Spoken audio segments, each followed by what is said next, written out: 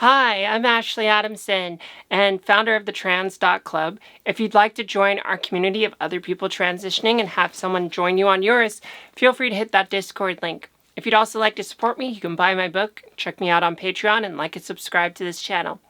So today, we're going to talk about trans DIY, which is something that I do at my current stage of my transition. I'm 4 years in. I can tell you a little bit about my story and where I'm at now and why I decided to go DIY.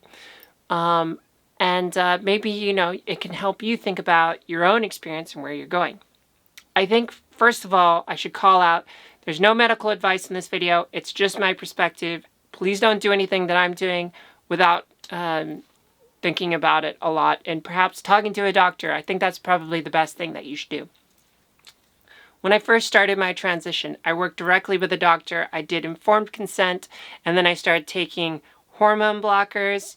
And then the thing that starts with an S, I forget, the one where you like salty food and stuff like that. I'm forgetting what it's called.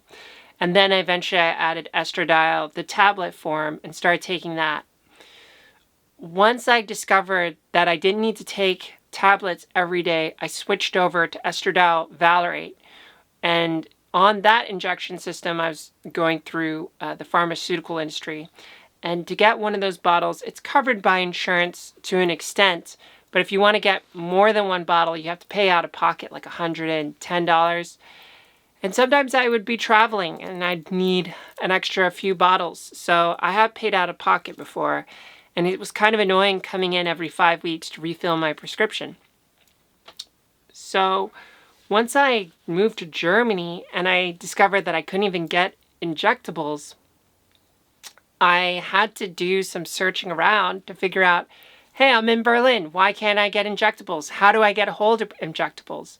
And that's when I found out about this underground railroad where this chemist in Ukraine was manufacturing estradiol and able to send it to you wherever you were.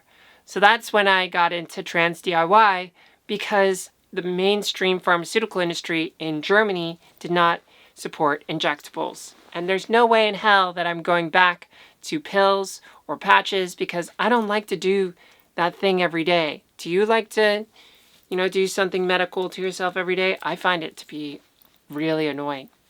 So I moved over to what is called estradiol Enanthate once I got it in the mail from Ukraine, and I've been on that ever since. Thank you, Lena, for making it, by the way. I so appreciate you. So when you look at the curve of estradiol as it goes through your body, estradiol valerate kind of has a sharper peak and then kind of tails off sooner. Estradiol cypionate has kind of a peak that's a little later and slightly more even. And then estradiol enanthate has an even more even curve for the distribution of your hormones in your body. However, you can't get a hold of estradiol enanthate in the pharmaceutical system, even in the United States where you can get injectables, which is where I am now. So I've decided to stick to estradiol enanthate because it's $100 for a full year's worth of estradiol. And that means that I can buy several years worth of estradiol. So I have a stockpile of 3 years worth of estradiol that isn't going to expire for the next 5 years. In case there's a shortage, I'll be good. And because there's a pretty even tone, that's also really nice to know that it's going through my body that way. Now, there are some safety concerns that I would have to say that I have thought about, which is, since it's DIY, you can't be 100% certain of what ingredients there are, and I will be looking into this a little bit further to make sure that the ingredients is okay, and if there's even methods for me to test my estradiol to make sure that it's a-okay. But I'll have to say that it's been really nice knowing that I have a secure amount of estradiol. I don't have to rely on the pharmaceutical industry, and instead of going to the pharmacy every year, the shipment of estradiol comes straight to me, and I can just use the same bottle for like 6 months, which means traveling is easy and I don't have to manage having hormones that I need to get somewhere because I've run out all of a sudden. That makes me a little paranoid. Does it for you? I also like the fact that I can inject every 7 days. Estradiol valerate, it's recommended to do every 5 days because it kind of drops out. Cypionate is really similar to Enanthate, and so they're kind of the same. I would love to post this injectable estradiol simulator down below in the description, so I'll post that, so check that out. And if you'd like to join other people in the trans community and share your journey, check out our Discord link down below.